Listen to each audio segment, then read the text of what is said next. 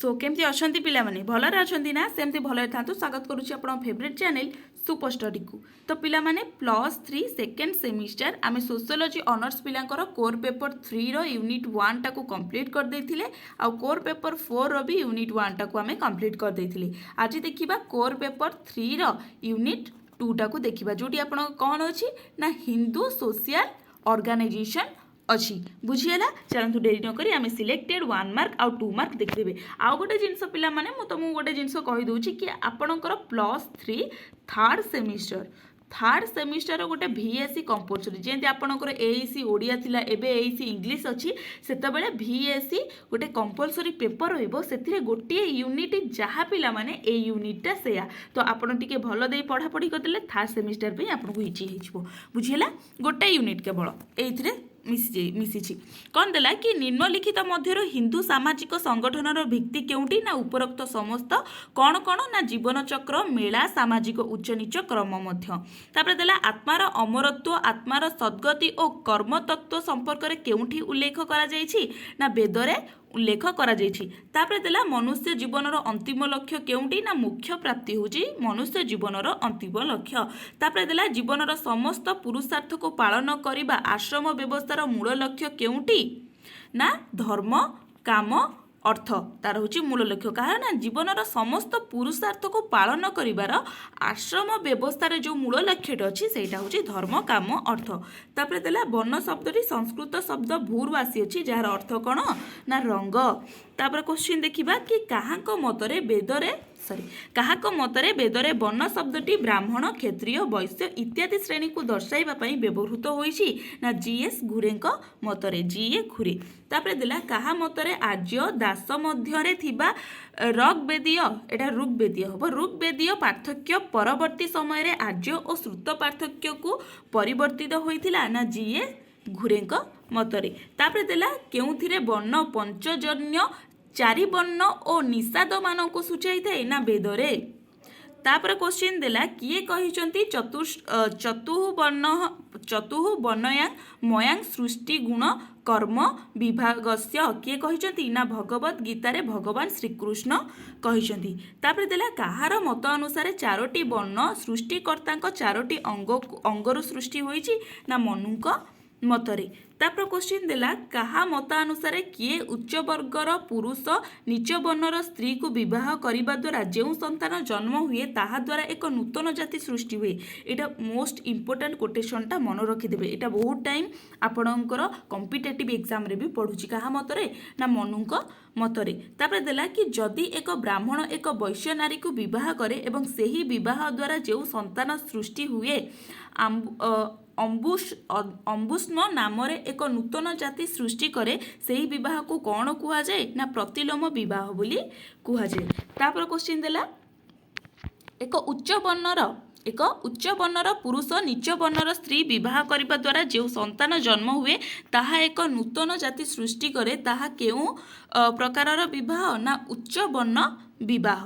तापर देला हिंदू समाज रे वर्ण व्यवस्थार गुरुत्व केउठी ना श्रम विभाजन भित्ति। तापर देला वर्णर अर्थ कौन ना मनुष्य द्वारा मनोनीत होइथिबा वृत्तिर पुनः निर्धारण ही वर्ण। तापर देला वर्ण और जाति मध्य पार्थक्य कौंटी ना उपरोक्त समस्ते कौन कौन रहिला ना उत्पत्ति रे पार्थक्य रहिबो उच्च नीच क्रम रे पार्थक्य रहिबो संख्या रे मध्य पार्थक्य रहिबो। तापर देला आश्रम शब्द केउ शब्द रु आनित ना आश्रम शब्द संस्कृत शब्द रु आनित। आश्रम शब्दर अर्थ कौन ना श्रम होउची आश्रम शब्दर अर्थ।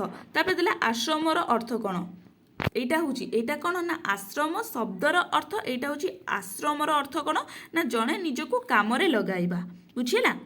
तापर क्वेश्चन दबा कि हिंदू सामाजिक संगठन उपरे भारतीय समाज रे कौन कौन गठित ना संस्कृत और सभ्यता गठित। तापर देला हिंदू समाज रे संगठन रे एक भित्ति दर्शा कौन ना जीवन चक्र। तापर देला भारतीय समाज रे केतोटी वर्ण व्यवस्था अच्छी ना चारोटी वर्ण व्यवस्था अच्छी कौन कौन कौन कौन कहल देखी भारत समाज रे एक वर्ण व्यवस्था लेख ब्राह्मण। तापर देला आश्रम शब्द केउ शब्द रु आनित संस्कृत शब्द रु आश्रम शब्दर अर्थ कौन ना जड़े निजको काम रे लगाइबा। तापर क्वेश्चन देला आश्रम व्यवस्थार गोटे पर्याय दर्शाओ ना कौन ना गार्हस्थ्य आश्रम। तापर पुरुषार्थर अर्थ कौन ना सबु किछि उचित और ठीक करवा। हिंदू जीवनर पुरुषार्थर एक लक्ष्य दर्शाओ ना धर्म। कर्मर उपादान दर्शाओ। कर्मर उपादान होछि कौन ना निर्दिष्ट फल। धर्म शब्दटी केउं शब्दरू आसीअछि ना धर्म शब्दटी ध्रु शब्दरू आसीअछि। धर्मर एक प्रकार भेद दर्शाओ ना आश्रम धर्म। तापर क्वेश्चन देला कि हिंदू सामाजिक संगठनर मूल भित्ति कौन ना स्थिरता। डैश व्यवस्था हिंदू मानकर एक प्राचीन अनुष्ठान। वर्ण। आश्रम शब्द डैश शब्दरू आनीत ना संस्कृत शब्दरू आनीत। आश्रम व्यवस्थार व्यक्तिर जीवन काल को डैशटी पर्याय विभक्त करा जायछि। केतोटी पर्याय ना 4टी पर्याय विभक्त करा जायछि। तापर देला पुरुषार्थर अर्थ कौन ना सबु क्रिया जहाँ उचित और ठीक जीवनर डैशटी लक्ष्य पुरुषार्थ कहुई ना 4टी लक्ष्य। डैश सत् कार्य को दर्शाइबा सहित मनुष्यर कार्यकलाप को नियंत्रण करिथाए ना धर्म। डैश जीवनर वस्तु भित्तिक और अर्थनैतिक दिग को बुझाए ना अर्थ। तापर देखिबा धर्म अर्थ और काम को डैश कहा जाए ना त्रिवर्ग कहा जाए। कर्मर एक उपादान कौन ना कर्मर एक उपादान होची पुनर्जन्म। बुझीला। तापर 2 नंबर को जीवा। एटी 2 नंबर देख 2 नंबर कौन देला ना पुरुषार्थ तत्व कहले कौन बुझ। पुरुषार्थ तत्व कहले कौन बुझ। आश्रम व्यवस्था कहले कौन बुझ। आश्रम व्यवस्था जो रहिला कौन बुझ। वर्ण कहले कौन बुझ। एटा इंपोर्टेंट अछि। वर्ण कहले कौन बुझ। वर्ण और जाति मध्य पार्थक्य को दर्शाओ। तुम स्क्रीनशॉट नहीं पारिबो नहले मु पीडीएफ आपन को पठेई देबी। तबे देला ब्रह्मचर्य को श्रम ब्रह्मचर्य श्रम काहाकू कुहंती।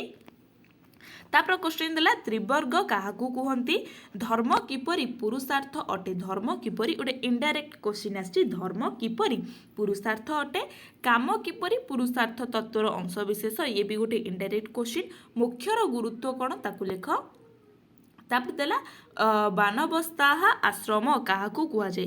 तो नेक्स्ट टाइम मु आपन को जेतो बळे एग्जाम पूर्वरु आपन को 5 मार्क आउ लॉन्ग क्वेश्चन दे देबी हैला। तो तळे मु मोर टेलीग्राम लिंक भी आपन को प्रोवाइड कर देछि। आपन सेठी जे जॉइन ही परिबे जोटी आपन को डायरेक्ट लिंक मु ए पीडीएफ रो प्रोवाइड कर देबी। ठीक अछि। आशा करछि वीडियोटी आपन को बहुत हेल्पफुल हेछि। जदि भी हेल्पफुल हेछि पिला माने लाइक कमेंट शेयर निश्चित कर देबे।